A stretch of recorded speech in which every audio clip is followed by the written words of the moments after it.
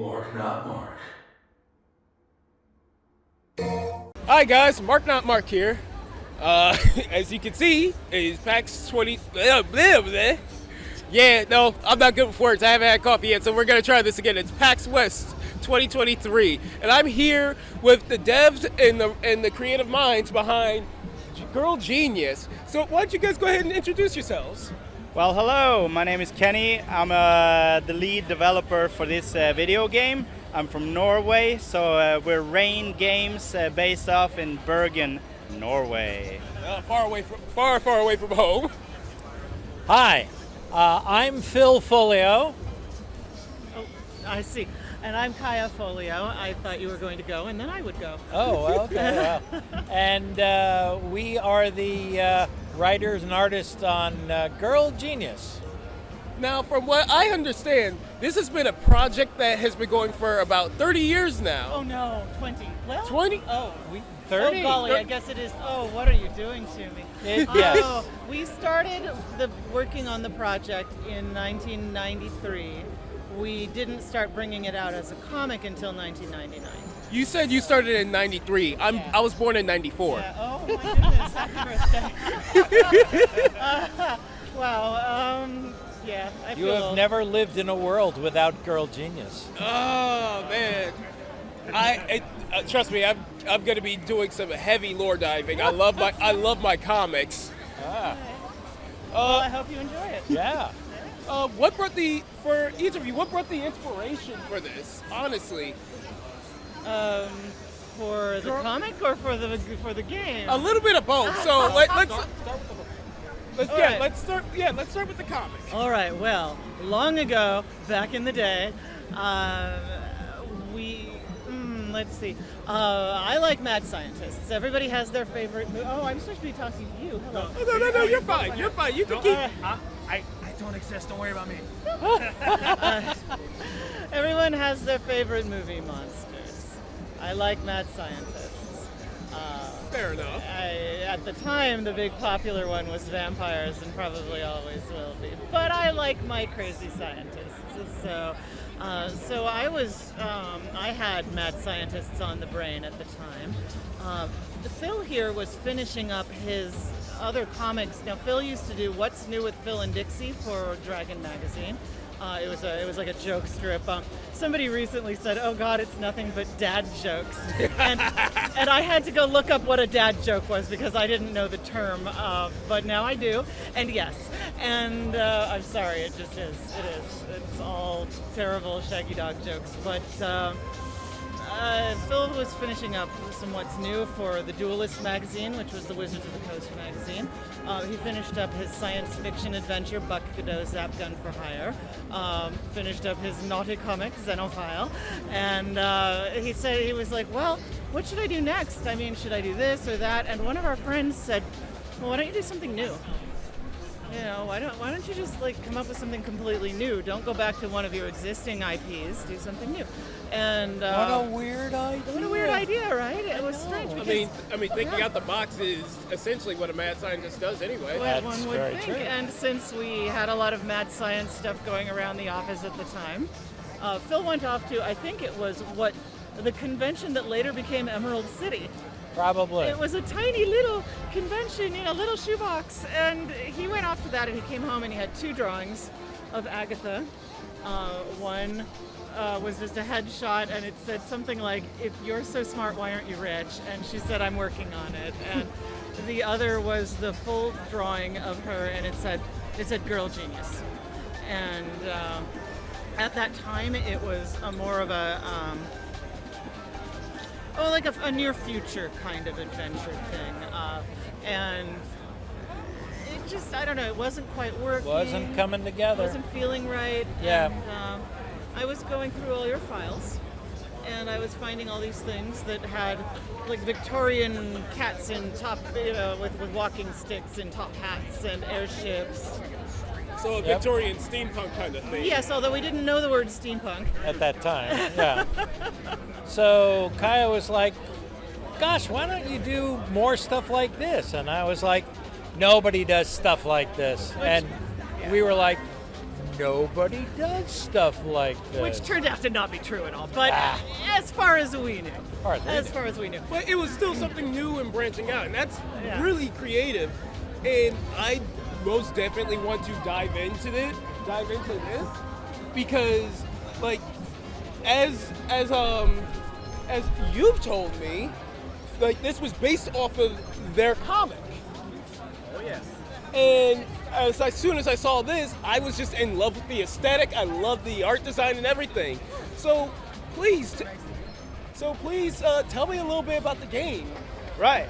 So the Adventures in Castle Heterodyne, well, it's a 3D action adventure game.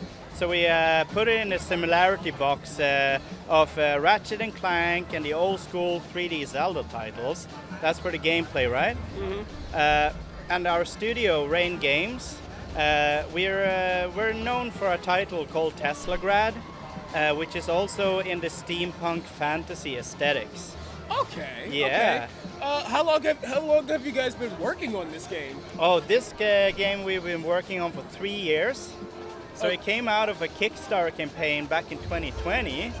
That's actually kind of interesting because I know Kickstart campaigns were suffering heavily around that time. Yes. Yeah. It still did well, but they were suffering. It was a lot of hard work, but you know, after 2015, there was a little bit of a crash in the Kickstarter economics for video games, particularly. Like board games can do really well, but like there were some things happening in 2015 that sort of put a negative spotlight on kickstarting video games. But you know, you can still do it, and well, we did do it. I'm glad you did it because from what I've seen, one, I'm a huge sucker for Ratchet and Clank, and I love doing like little goofy stuff like that. And I don't know. There's just something about this game that speaks volumes to me. That brings out that inner child. It makes me happy to see. I have to say that that is pretty much intentional because we know that the nostalgia exists, right? Right. And in this case, I wanted to create something that would feel nostalgic to play.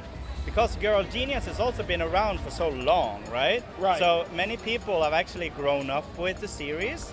And maybe they haven't read it for a while, and then they come back to it, and it was like, whoa, if they played a video game, it's like a nostalgic feeling just with the Girl Genius, and then with the gameplay as well, right? Right. So I'm leaning into that, and I also wanted to create a game that would feel a little bit recognizable in some of its game mechanics, so that it's easier for people to kind of pick up and understand. Mm-hmm. Because I know that the audience, the Girl Genius audience, the readers, many of them aren't like super gamers, right? They're more like interested in gaming. So I needed to make something that was a little bit recognizable. Something recognizable, but something still friendly for the casual gamer that wants to jump into something new. Yes, absolutely. That is really, really cool, and I can respect that. You guys, if I may ask, what inspired the design for our main character here? Well, I mostly based it on my wife. And they say true love doesn't exist. Keep in mind that at that time I was 23 years old. Yeah.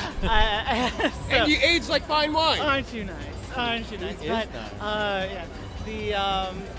Really, it was a case of people always draw the mad scientists as crusty old guys, and I kind of like other flavors of mad scientist. I like. It is interesting I like to see. It is interesting to see. I've been seeing more variants of mad scientists in different flavors and more media recently. I like that. But you guys have been doing it for the longest, and I can respect that. There you go. Well, I like to see it everywhere. It makes me happy. Oh, most definitely. I like to see the joy and the fun of the science discovery, even though ours is all made up silly stuff. Yeah. So, if I may ask, what is the main plot behind this one? Is this a completely original story, or is this based off of one of the storylines in the comic. So the story is pulled from the comic, like a section of the story arc. It's called the Castle Heterodyne story arc, and it's in essence a story about Agatha, the main character, becoming what's called a true heterodyne, or in other terms, the queen. So she's trying to repair this ancient castle and become the ruler of this area. So it's pulled from like the original storyline, but then slightly modified to work in the video game format, because we need to tell the story a little bit differently in the video game media, just to keep like the attention of the player, right? Right. And not have too much dialogue and too long cutscenes and all. So we kind of need to adjust it just a little bit. It's great to see that you worked so closely with the creators, though. Not a lot of companies or developers get that time or respect to that. So I respect you for adhering and having them be a part of this. I have to say, I think that is one of the very important things about this game development. You know, I didn't have to deal with like a lawyer, you know, like being like, hey, you're not allowed to do that and you're allowed to do this. You know, I talk directly to the authors and we have a very good relationship. You know, it's easy to communicate, and it's been such a nice process to kind of work together and create this thing together. Well, and you know, there were a lot of times when we were a little too busy and we should have been more involved. And here's the thing, they got everything right. They got it all right. That's great. They did everything. It's so good, and I just love the changes that were made. They work with the game, and they chose a wonderful part of the story to come in. You know, it's basically imagine if in the Lord of the Rings, after Sauron is defeated, the orcs are left going, well, I guess we sell souvenirs now, and that's Agatha's town. Agatha's town is the town where all the evil mad scientists used to rule and terrorize Europa, and then they were gone, and now Agatha has come back, and she is the grandchild of these evil mad scientists, and she's got to get the place to listen to her and take over from there. That is insane. So I have a couple more questions, and I'll let you guys have your time.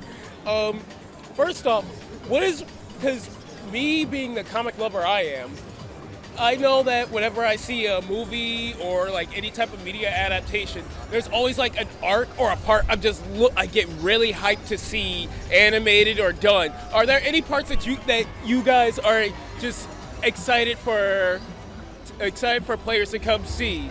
I'll start. I'll make my way this way. All right. When you play the game, you've got to collect all the dingbots. It's one of the collectibles in the game. You need 100% completion on the dingbots, and that is all I will say about that. All right. Yeah. The dingbots itself are small autonomous robots, which we call clanks. It's like a little pocket watch that escaped. Yeah, pretty much. And the stuff you do with the dingbots is great. I mean, the way it moves, you know, we get kids here who watch this thing, and as long as the dingbot is on the screen, they're just like, just watching it, you know.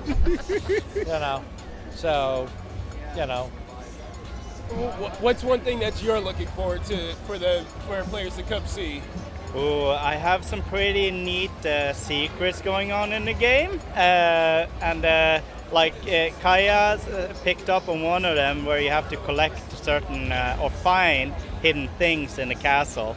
I think that is very interesting that we have from the Kickstarter campaign. One of the things that we did was that certain backers on certain tiers could get like a portrait made of them, and they are displayed in the game.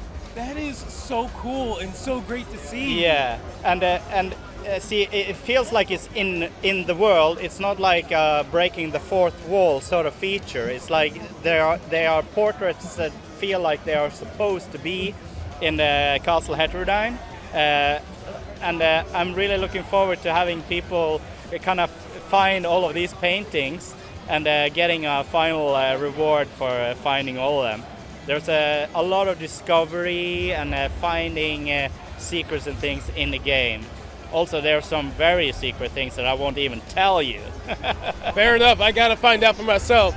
So, well, with me wrapping up, when can we expect to see this game? Woo. Well, I have to tell you because 2 days from now, oh my God, it's launching on Steam and GOG in 2 days. Okay, cool. So it's launching on Steam. Are we going to see a console release in the near future, maybe? We are seeing the Nintendo Switch release coming winter. Hey. So that's the launch window, and then possibly we're doing a PlayStation port, but I can't confirm nor deny that at this point in time. Either way, you're getting my money. I'm gonna put some time into this. I love my classics. I love the aesthetic, and I love the heart, the effort and everything that goes into it. I'm struggling to find the words. Again, guys, I'm uncaffeinated. It's still early in the morning, my man. Thank you very much. Thank you very much. I'm Mark signing off, and y'all have a nice one. Where can we find them for any future projects? Yes. Where can we find you for future projects? Right, so please follow Rain Games on Twitter. We have a public community Discord called the Rain Games Community Discord. Follow us there and check out all of our other games as well.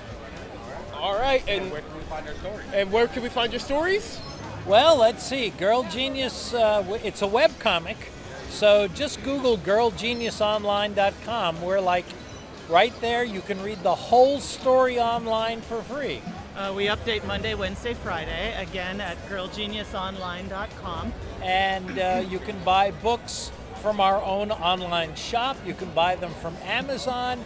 You can buy them from Barnes & Noble and in good comic book stores. And also on girlgeniusonline.com, there's a big banner ad right at the top that will take you to the page for the game. Yeah.